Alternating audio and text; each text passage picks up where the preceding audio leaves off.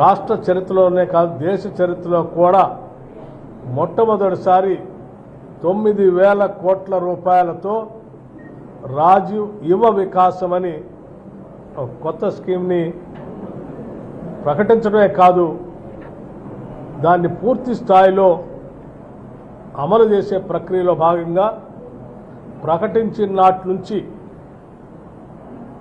Sanction letter ఇచ్చేంత వరకు కూడా క్యాలెండర్ను ప్రకటించి ముందుకు పోతా ఉన్నాం. దానికి అనుగుణంగానే నోటిఫికేషన్ ఎప్పుడు వస్తుందో డేట్ చెప్పాం, అప్లికేషన్ ఎప్పటి వరకు పెట్టుకోవాలో చెప్పాం.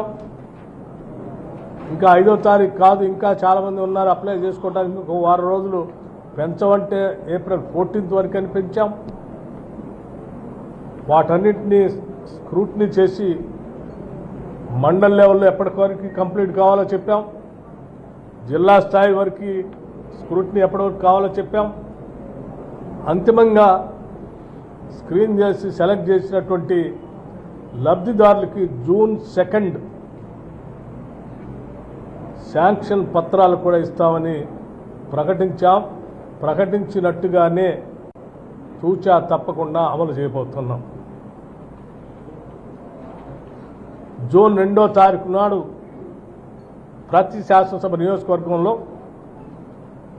మండలాల వారీగా శాంక్షన్ లెటర్లు ఇస్తూ 9వ తారీఖు లోపల అన్ని మండలాల్లో శాంక్షన్ లెటర్స్ అందించే కార్యక్రమం కూడా అయిపోతుంది. శాంక్షన్ లెటర్లు ఇచ్చిన తర్వాత వారు ఎంచుకున్నటువంటి స్వయం ఉపాధి పథకానికి సంబంధించినటువంటి స్కీమ్కి ఒక కనీసం 3 రోజులు తగ్గకుండా వారం రోజులు ఉండేటట్టుగా ఒక ట్రైనింగ్ ఓరియంటేషన్ ప్రోగ్రాం కూడా వాళ్ళకి ఇచ్చి వాళ్ళు ఎంచుకున్న పథకాన్ని గ్రౌండింగ్ చేసేటువంటి వ్యవస్థని కూడా రాష్ట్ర ప్రభుత్వం ఇప్పటికే ఒక యాక్షన్ ప్లాన్ తయారు చేసి పెట్టింది.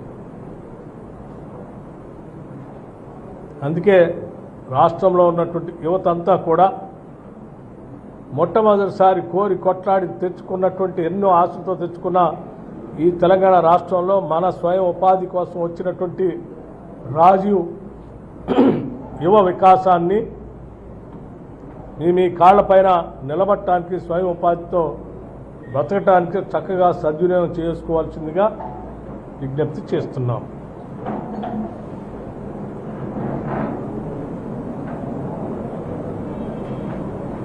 నమస్కారం.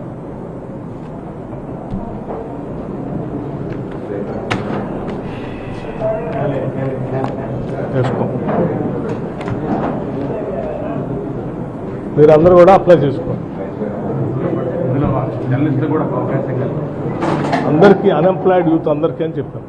జర్నలిస్టులా, టీచర్లా, లేకపోతే ఏడ పని చేసేవాళ్ళ, వ్యవసాయం చేసేవాళ్ళ ఏం లేదు. There is no bar.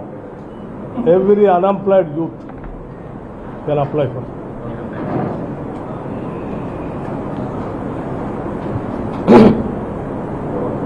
Age limit is 55 years.